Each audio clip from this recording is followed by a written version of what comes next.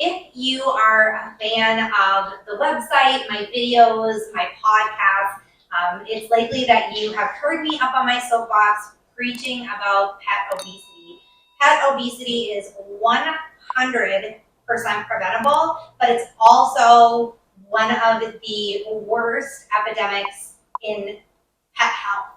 So a lot of people don't realize quite how detrimental being overweight can be for your pets, whether it's cats or dogs.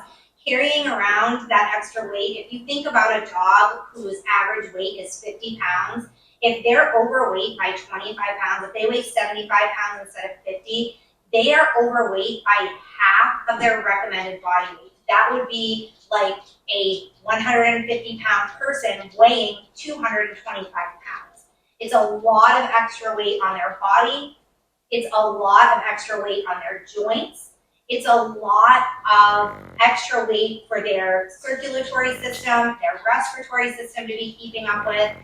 It's really harmful for your dog or your cat's overall health and well-being to be overweight. It's super, super important that you keep your pets lean to keep them healthy. And so many pet owners make the mistake of overfeeding their pets because, one, pets aren't always the greatest at telling us when they're full. They will keep eating even though they're not necessarily hungry.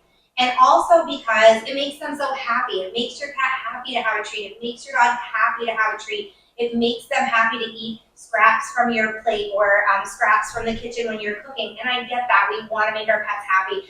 But a pet praise, if you get down and play with them, that stuff all makes them just as happy as extra food. So try to replace some of that extra food and those extra treats with extra pets, extra love, extra attention, extra time playing, extra walk time, whatever that may be, that's going to make your pet happy, that's not food related. And also, your dog obviously needs to be on a diet. I've had a lot of people reach out asking for recipes for homemade food for pets that are on a diet. This is a recipe that I've used myself for overweight dogs to try to slim them down and get them back on a healthy track. If you click the link below this video, you will see all the nutrient contents of the recipe, how much protein, how much fat, how much sugar, all of that stuff.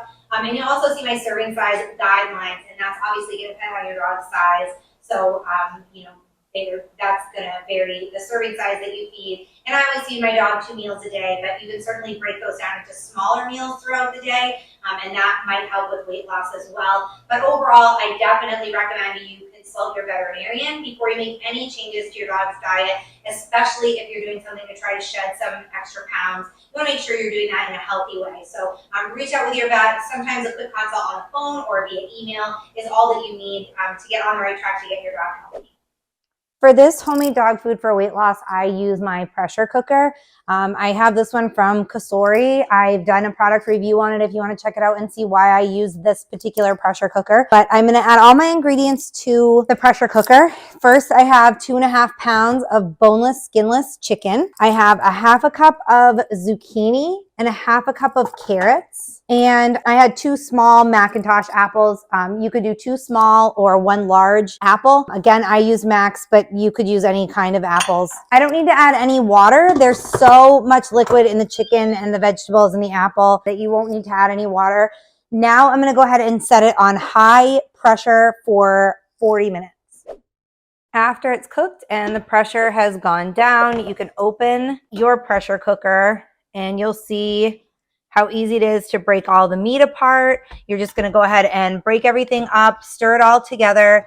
You can break up the veggies too. Obviously, if you have a small breed dog, you're going to want things as small as you can so that they're bite-sized pieces. If you click the link below the video, it will take you to my written guide. You can easily print that out to share it with your veterinarian. You can also see all of the nutritional facts for this recipe there, as well as the serving size guidelines.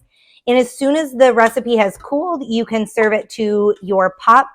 You can also freeze it, and those instructions are there, as well as storing just in the refrigerator. There's instructions for that and how long the recipe will keep. If you have any other questions, feel free to email me. Thanks for watching this recipe video.